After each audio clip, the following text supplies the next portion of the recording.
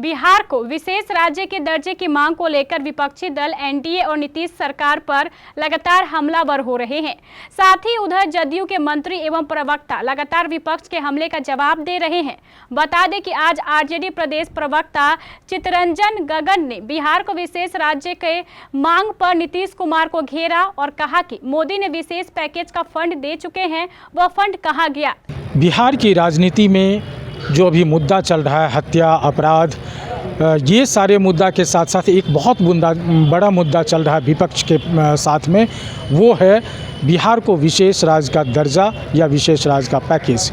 इस विशेष राज्य के दर्जा और पैकेज की जो युगलबंदी है, ये क्या कुछ चल रही है आरजेडी के मुंह से, ये बात सुनिए कि आरजेडी के यहाँ आज गगन जी ने जिस तरह की बात नीतीश कुमार को घेरते हुए और एनडीए सरकार पर प्रहार करते हुए कहा है, वो पहले आप ये इसको सुनिए। पहले से कर रही है कि साहब प्रधानमंत्री जी जो पैकेज का घोषणा की, वो पैकेज जो है सो मिल चुका है बिहार को। अब जनता दल यू जो कुछ दिन पहले तक जो सरकार जो भी बनी है, इस सरकार में शामिल होने के पहले तक बिहार को विशेष राज्य का दर्जा देने का मांग करती थी। अब वह जो है सो भाषा बदल रहा है। इनकी राष्ट्रीय कार्य समिति की बैठक हुई, उसमें इनके द्वारा कहा गया कि विशेष राज्य का दर्जा या विशेष पैकेज, मतलब देखिए डेविएशन, विशेष राज्य के दर्जा से अब ये आगे विशेष पैकेज पर। यह जो तो कहीं ना कहीं गुमराह करने के लिए, लोगों को गुमराह करने की एक साजिश भाजपा जो बोल रही थी, आज जनता दल उसी लाइन पर है।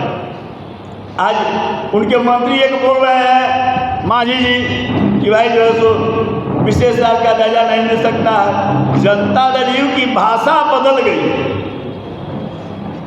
जो पहले विशेष राज्य का दर्जा का मांग करती थी, अब जो है सो विशेष पैकेज पर आ गई। और अब उनके द्वारा ललन सिंह जी का बयान आया है कि विशेष पैकेज जो प्रधानमंत्री घोषणा किए थे वह बिहार को मिल गया है।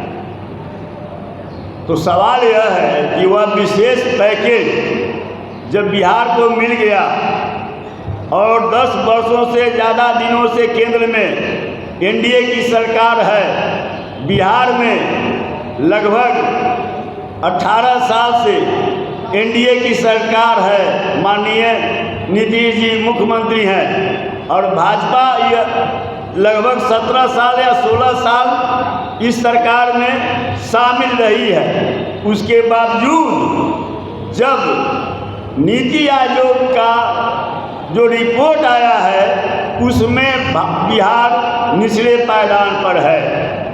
तो सवाल यह है कि यह विशेष पैकेज की जो बात हो रही है कि विशेष पैकेज दिया जाए, तो विशेष पैकेज देने के बाद सरकार दिल्ली से लेकर बिहार तक आ, बिहार में 18 साल से आ, उसके बावजूद भी अगर बिहार निचले पायदान पर है, तो फिर यह मोदी मॉडल विशेष पैकेज जो है यह तो केवल लोगों को गुमराह करने के लिए है। तो मेरा सवाल यह है जनता दल यू से और नीतीश जी से कि आप दो में से एक तय कीजिए।